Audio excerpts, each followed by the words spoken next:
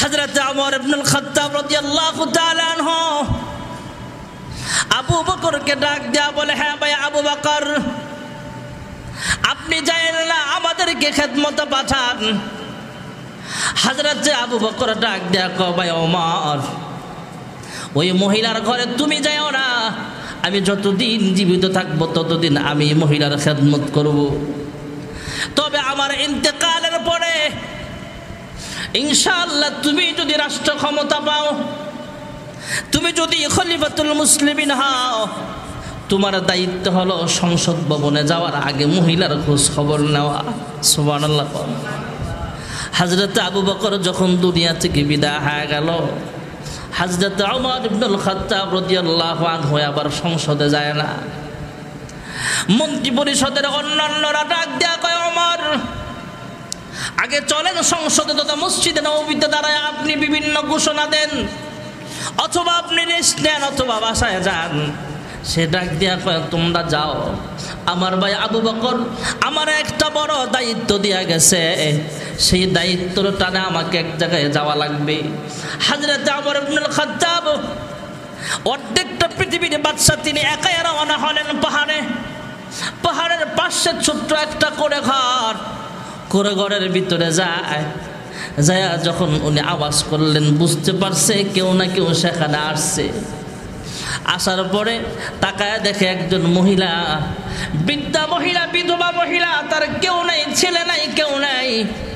এই বিধবা মহিলার খেদমত করার জন্য ওমর রওনা হলেন। তাকায় দেখে মহিলার জিহ্বার মধ্যে ঘাও দেখা যায়। হযরত ওমর যা রাষ্ট্রীয় সেখানে যেখানে মালপত্র আছে, খানা পিনা আছে, রাষ্ট্রীয় কোষাগার যেখানে আছে সেখানে চলে গেলেন। খাদ্য মন্ত্রণালয় থেকে অনুমতি নিয়ে সেখান থেকে কিছু আটার খামিরা অথবা নরম নরম কিছু খাবার নিয়ে গেল। রান্না কইরা সুন্দর করে মহিলার মুখের কাছে যখন খাবার নিয়ে গেল, মহিলার মুখের কাছে যখন খাবার নিয়ে যায়, মহিলা চোখের পানি ফেলে কান্দে আর ডাক দেয়া কয়, হে, আমাকে খাবার খাওয়াইবার জন্য আসছো, তোমার পরিচয় কি তাড়াতাড়ি বলো। মহিলা ডাক দেয়া বলে, তুমি কে? এতক্ষণ পর্যন্ত ওমর কোনো কথাও বলে নাই। কথা বললে না এটাকে ওমর খাবার দিচ্ছে না আবু বকর খাবার দিচ্ছে বোঝা যাইত। কিন্তু খাবার পরিবেশনের সময় যখন খাবার নিয়ে মুখের সামনে নিয়ে গেল, মহিলা চোখে দেখে না, মহিলার মুখের ভিতরে ঘা আছে, মুখের ভিতরে জড়তা আছে।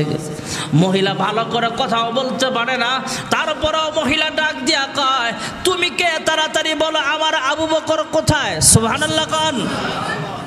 ওমরের জবান খুইলা ডাক দিয়া কয়, হ্যাঁ মা, তুমি বিধবা মহিলা, তোমার সাথে আমার কোনো রক্তের কানেকশন নাই, আবু বকরের সাথেও তোমার কোনো রক্তের কালেকশন নাই। তারপরেও আবু বকর তোমার খেদমত করত, আর আমরা তো নিজের বিধবা মায়ের খেদমত করতে চাই না। এমন কপাল পড়া সন্তান ঢাকা শহরে আছে না নাই? বাবা মারা গেছে, মা তো এখন বিধবা নারী, এমনি তো তার খেদমত করা দরকার। নিজের মাকে বৃদ্ধাশ্রমে পাঠায়, এমন কপাল পোড়া সমাজে আছে না নাই? শান্তি কেমনে আসবে? হযরতে ওমর ইবনুল খাত্তাব ডাক দিয়া কয়, হ্যাঁ মা, আবু বকর নাকি ওমর তোমাকে খাবার পরিবেশন করতেছে, তুমি কেমনে বুঝলা? মহিলা চোখের পানি ফেলে কান্দে, চোখে দেখে না, আর জবান খুইলা ডাক দিয়া কয়, কে তুমি? পরিচয় দাও। কয়, ওমর। আমি ওমর। আবু বকর আজকে আসে নাই? কয়, না। কেন আসে নাই? কয়, আবু বকর তো মারা গেছে। এবার ওমর ডাক দিয়া বলে, হ্যাঁ মহিলা, তুমি কেমনে বুঝলা আমি ওমর নাকি আবু বকর?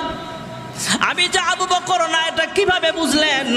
মহিলা ডাক দিয়া কয়, বুঝার কারণ হলো খাবার পরিবেশনের সিস্টেম। সুবহানাল্লাহ। কয়, কিভাবে বুঝলাম না? ওমর, আমার মুখের ভিতরে গা আছে, আমার ভিতরে আমি খাবার ভিতরে টানতে পারি না, নিতে পারি না। এই জন্য আবু বকর খাবারগুলো নরম কইরা তার জিহ্বার ভিতরে নিত। তুমি তো তোমার শক্ত হাত দিয়ে আমার মুখের ভিতরে খাবার দিতে আসছো, আর আমি শক্ত হাতটা মুখের ভিতরে নিলে আমি কষ্ট পাই। তাই আবু বকর তার জিহ্বার মধ্যে খাবারটা নিয়া পাখি যেমন ঠোঁট দিয়া একটার বাচ্চাগুলোরা খাবার খাওয়ায়, আবু বকর তার জিহ্বার মধ্যে খাবারটা নিয়া সুন্দর করে গুছায়া তারপরে আমার মুখের ভিতরে ঢাইলা দিত। জোরে কোন সুবহানাল্লাহ। মহিলা তারপরে ওমরের খাবার খায় না, চিৎকার করে কান্দে, হায় আবু বকর তুমি কোথায় গেলা? এই কথা বলে মহিলা ঈমানের সাথে দুনিয়া থেকে বিদায় হয়ে যায়।